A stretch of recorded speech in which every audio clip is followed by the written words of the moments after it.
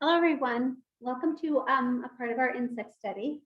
We have been learning a lot about insects, particularly the butterfly. Our particular butterfly is in a pupa stage, or the chrysalis. I don't know if you can see it. Let me see it. I'll bring my habitat over so you can see it. I forgot the habitat at school, so I made one at home with some flowers. Do you see back there on that round circle? Can you count how many chrysalis? 1, 2, 3, 4, 5. And I know that when they come out, they're going to want to crawl around and find some flowers or some plants or some sticks to crawl on. So I've included all of those in this home until we can release them into their real habitat, which is out in nature. Now, this is not the same kind of butterfly that we have. We have a butterfly called a painted lady. This particular butterfly is called a monarch butterfly, but it is pretty amazing because it has a very amazing story. And I'm going to share it with you. This book is a true story, which means it's nonfiction, and it's written and illustrated by John Himmelman.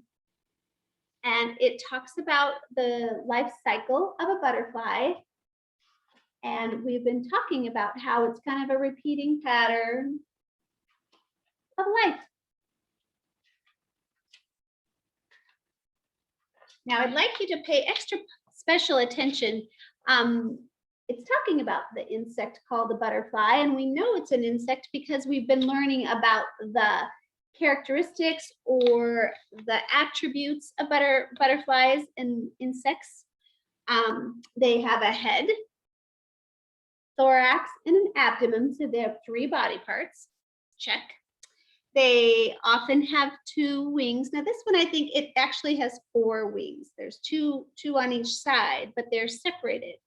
So it has wings, it has 2 antennae, eyes, and another distinct feature or attribute is it has 6 legs. Now, can you tell how many legs this has? Not in this particular view, but how about if we keep looking and count to make sure that this is an insect?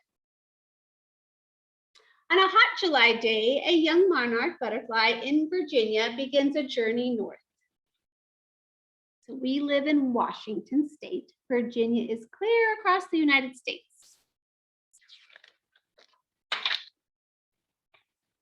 On her way, she lays many eggs, and her last egg is laid on a milkweed plant in Connecticut. So we've been learning how butterflies lay eggs, often on the underside of a leaf, and then she flies away and she doesn't give them food. And when they hatch, just like the other story we read about the very hungry caterpillar, it eats and eats and eats. That's its job. It's just to eat and grow and eat and grow so it can change into the next phase. 3 days later, a monarch larva or caterpillar hatches. And we talked about it has these little legs like this, and then it has a whole bunch of little ones that help it crawl on the bottom. I read one fact about caterpillars. I think they have 13 legs altogether. I'll have to check that fact for you though. The caterpillar feeds on milkweed leaves. Like I said, it eats and eats and eats. Do you see the other insect? What does that look like? You ever seen one of those? I see head, thorax, abdomen, and I see 3 legs on one side and 3 legs on the other side. Eyes and wings. Check. It's an insect. I think it's a mosquito. When a wasp tries to, it's a wasp. When a wasp tries to lay eggs on the caterpillar, she brushes it away. I was incorrect. It's a wasp. I don't like wasps. Apparently neither do caterpillars. Soon the caterpillar crawls to the ground. So they've eaten and eaten and eaten as much as they can, and they crawl to the ground. Do you see another insect? I see a crawling creature. Let's check if it's an insect. Head, thorax, abdomen. 1, 2, 3 legs on the one side. 1, 2, 3 legs on the other side. 3 legs plus 3 legs is 6 legs. Check. It's an insect. I believe it's a beetle. Once she crawls to the ground, she finds a place to attach herself. Now, other butterflies might crawl up in a tree or some kind of a twig, but remember they spin the silk. Our 5 caterpillars, they crawl to the top of the cup that we got them in, and they hung on the lid of the container, and then I put it in the habitat. That's what our caterpillars look like. They attached to a fence with a bit of silk, and they stayed in that shape, that letter J shape. And then they wriggled and wriggled, and they transformed from a caterpillar into something else. Ooh, before we talk about that, I see another insect. Do you? Very small. We've been learning about these too. The other classroom is studying ladybugs. Ladybugs have wings underneath their hard exoskeleton. Exoskeleton. That's a new word. Well, the skin hardens and she becomes a chrysalis. So there's the silk that she attached with, and this becomes hard and protective so that she can transform inside, and it metamorphoses into something different than a caterpillar. It takes about 2 weeks. That's Sunday, Monday, Tuesday, Wednesday, Thursday, Friday, Saturday, and then another week. Sunday, Monday, Tuesday, Wednesday, Thursday, Friday, Saturday.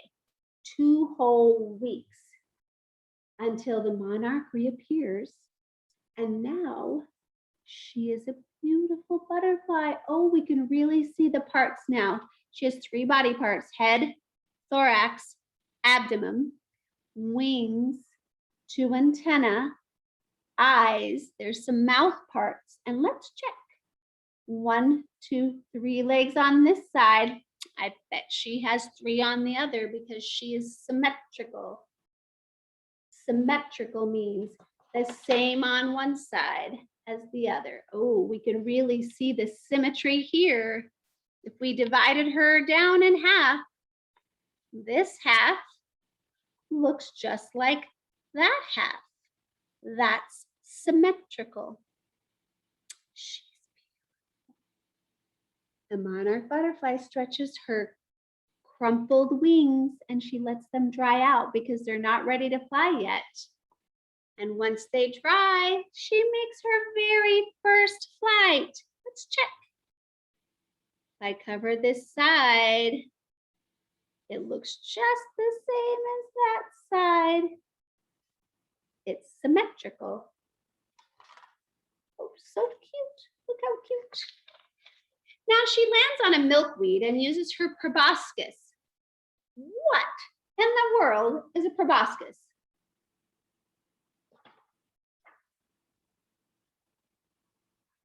A proboscis is used to sip nectar from flowers. That is what butterflies love. Suddenly, a net snatches the monarch butterfly. When you're trying to catch butterflies, be very careful. They're fragile. This child was very careful and caught the butterfly and then sets her free. That was kind. The monarch butterfly's days are spent flying, sipping nectar with the proboscis, very long tongue that they sip nectar with, and resting in the sun. Do you see any more insects? Is this an insect? Do you see 6 legs? I see wings. I don't see any antennae. No, this is not an insect. It's a bird, but she caught an insect. And then there's one more right here. I think that might be a fly. Flies are insects. Now, in late September, the monarch butterfly begins a long journey south. So when it gets cold, they migrate to warmer climate. So they try to find someplace warm to live. So many. She travels. As she travels, she's joined by many other monarchs. They are all heading south. Now this, like I said, is a non-fiction story. This is true. These particular kind of butterflies, monarch butterflies, travel south to get warm because it's warmer in the south. By November, she's reached Texas. A gust of wind blows her into a lake. Oh no, do you think water is good for butterflies? I don't think so. But she was just resting, and after resting for a minute, she breaks free of the water and she continues flying. I'm so glad she didn't get eaten by that fish. Do you think that fish might like to eat a butterfly? Maybe. Now in early December, which is winter here where we live, she reaches Mexico. And in Mexico, it is warm. That's where she was traveling or migrating to. She has traveled more than 2,000 miles. Phew, I bet she's tired. Millions of other monarchs have also made a long trip too. Now, maybe you're grown up or even myself, I might look up something on YouTube to show you about what monarchs do, real life pictures. It is a true story and it looks just like this. They go to places and they're covered with monarch butterflies. Wouldn't that be amazing to see? That would be an amazing thing for me to see. Now, the weather is perfect there. The monarch butterfly loves it. It's not too hot and it's not too cold. And by the middle of March, it is very hot and they begin to fly back north.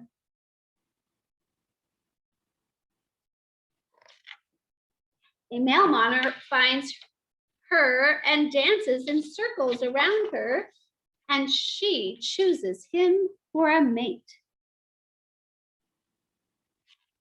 And then she lays hundreds of eggs along on her journey north. Remember how this story began? Along the way, she lays hundreds of eggs. I think that bird is looking like might want to eat the butterfly. Do you see any other creature? Do you remember when we found the woolly caterpillar, the woolly bear caterpillar? That reminds me of that one. That's another kind of a larva, but it was very furry and black and orange. So many creatures when you look down close to the ground. Well, she lays her last egg on a milkweed plant in South Carolina.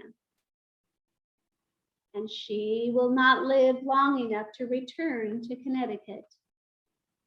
So she finds a place to rest.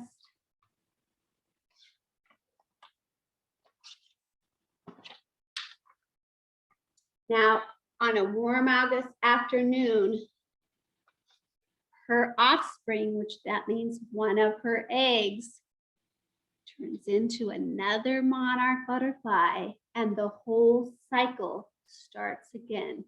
It's a pattern that keeps repeating. If you want to look this book up on YouTube, it's called A Monarch Butterfly's Life, or I know there are many interesting nature programs about it. It's a very interesting story. Thank you for joining.